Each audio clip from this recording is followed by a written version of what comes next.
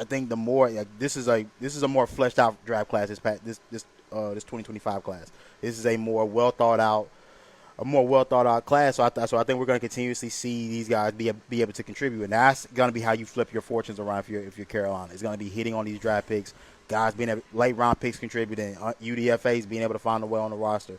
Like those are the ways that you flip your seasons around, and give yourself good fortune moving forward. Absolutely, and so it'll be like especially defensively, with it's going to be all eyes on the defense for this first preseason game, from not only just fan perspective or market, but from a national perspective too, because there's been so much discourse since the draft about Shedeur Sanders and whether or not he is going to pan out. And obviously you don't put a whole lot of stock into a preseason game, but now being given the starting nod due to, injuries to Kenny Pickett and Dylan Gabriel, whether or not, they bring in Tyler Huntley, but how much he actually will do this short of a window, people are going to look at you to say, okay, is Shedeur going to disprove people this quickly, or can a defense show, okay, he's not as good as he says he is? Look, man, there's going to be a lot of eyes on a lot of people. It's going to be a lot of eyes on a lot of people, because obviously I think if fans were able to go to training camp this year and see the joint practices, I think it'd be packed.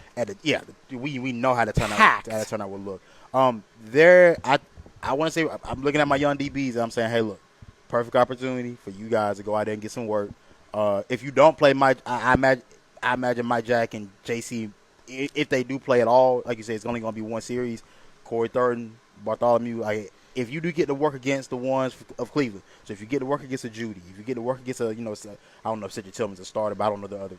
Honestly, I don't know the other receivers outside. He'd have to be, right? I would imagine so. He'd have to be, right? Right, but if you when you get your opportunity to go up against those guys, how do you handle it? It's a big test for all of these guys in terms of their careers, and it's one that keeps me intrigued as a fan. I'm gonna be tuned in watching to see how these guys actually operate in game time scenario.